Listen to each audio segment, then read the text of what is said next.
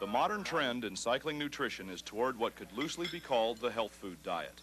Long on grains, fresh vegetables, fruits, chicken, and fish, with few fats, little red meat, and no fried foods. In combination, they provide a low cholesterol diet that runs clean.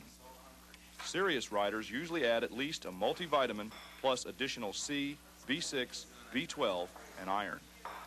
A healthy breakfast is important for any rider scheduled for a morning ride. Poached eggs are better than fried. Stay away from fatty meats and oils. Warm cereals are a favorite among cyclists. Whole grain breads are preferred over white. Fresh fruits are an important part of an athlete's diet. Bananas, melons, grapes, apples, and other moist fruits are great sources of food energy. Juices will help provide your body with additional vitamins and minerals that it needs when working hard.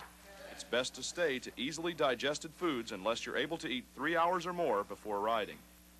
There's a big difference between what we feed our racers on their bikes and off their bikes. The night before a big race, we'll see that they eat a big meal that allows them to store energy for the next day's race. Whereas when they're on their bikes, we feed them foods that are easily digestible. Fruits are very popular. They contain both natural sugar and liquid. The idea is to eat moist foods that taste good, give energy, and are easily consumed. Here's what happens before the race. What goes into that musette bag can make or break a rider's day. This can be a tricky and dangerous part of the race. Suddenly, everyone wants to be in the same place at once.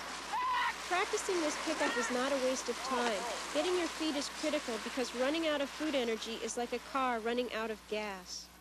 You want to drink frequently to avoid dehydration. During summer, the general rule is 1 bottle per hour. Learn to drink without losing control and don't drink a lot. Water can pool in your stomach and cause problems. You ever wonder why cyclists shave their legs? It's a common misconception that it's done for aerodynamic purposes. Actually, it's done because it's a little bit easier to tape up those wounds that you run into when you fall down. Also, it's easier to clean up that road grime after riding in the rain. And finally, when you get a massage every day, having hairy legs can lead to a lot of irritation. So break out those Bics.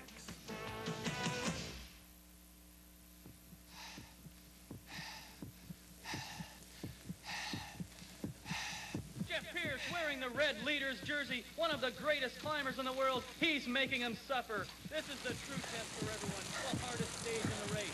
And it's Jeff Pierce making his move, pushing away from the pack. Once again, Pierce is trying to become the king of the mountain, leading everyone up the hill to the finish of the mountain sprint. One of the premier climbers is Pierce. Anyone who's ever ridden a bike more than a few miles knows about hills. Climbing ace Jeff Pierce knows a lot about them. In the mountains, a lot of riders think it's either a case of you have it or you don't. That's not really true. Climbing is a skill that can be learned, and by applying a few basic techniques, you can greatly improve your performance here and even find yourself enjoying the time you spend going uphill. These riders are a good example of different climbing styles. The rider in front is what's known as a spinner, but this rider is in a larger gear and likes to get out of the saddle. This leads to a point we can't overlook. There is no one way to climb. There have been legendary mountain specialists who climbed in pretty big gears and others that would just spin low gears forever. Some rock their bikes from side to side and others are smooth. Some like to stay in the saddle and others stand for long periods. For all riders, there are some basic rules to observe. 1, shift to the right gear quickly. 2, pedal smoothly at a good cadence. 3, adapt a relaxed position that opens your chest and lets you breathe freely. 4, be mentally prepared for the challenge. Climbing technique makes the difference between struggle and triumph. You can't improve your climbing unless you train hard. That applies to all training. To improve any aspect of your riding, you have to work at it. I find it helps to concentrate on being as relaxed as possible, especially for body. I save my arms for times when I really need to go hard. It's your legs, not your arms, that get you up the hill. Using arm muscles steals oxygen that could be used by your legs. When climbing, your position on the bike becomes more upright. You're not worried about wind resistance, but about breathing freely. Find a climbing position that really lets you open your lungs. How you hold the bars really matters. Most commonly, they're held like this for a sitting position.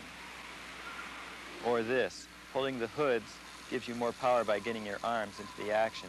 This is helpful for short climbs, but on a long climb, it will fatigue you early. Cadence, your pedaling RPM, should be a little slower when you're climbing. The right cadence will have a good rhythm, one that you can sustain. Good cadence comes from being in the right gear. See what gears the better riders are using, but don't expect to match them. Experiment on solo rides, try different gears. For medium hard hill, use your small ring and begin with the middle cog on your gear cluster. Shift down if you can't handle the gear. If you train often on the same hill, it gives you some perspective on how you're doing. Time yourself occasionally. This rider is wasting energy all over the place. He's too concerned about strength and aggressiveness. Jill may not have his muscle strength, but she's smoother, her shoulders are more relaxed, and she uses her gears properly. She's concentrating, doing it right.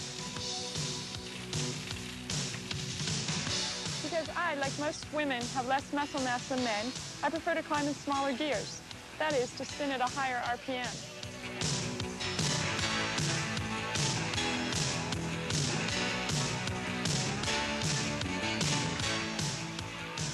Hill intervals are a way to improve your climbing performance after your technique is together and you have some miles in your legs. First, find a long, steady grade. Then choose a length of time for your interval. 4 to 5 minutes may be good for a beginner, where 12 minutes would be proper for a racer in top condition. Start off with a hard pace, but one you can sustain for the entire length of the interval. Towards the end, you should be putting forth maximum effort. When the interval is over, shift down and spin a bit. When your legs start to feel better, turn around, go downhill, and do it again. When all these techniques are working together, you'll find there is an almost hypnotic groove that allows you to use your resources fully. The expert rider finds this groove routinely. Senior National Road Championships, for 1 year, winning them all.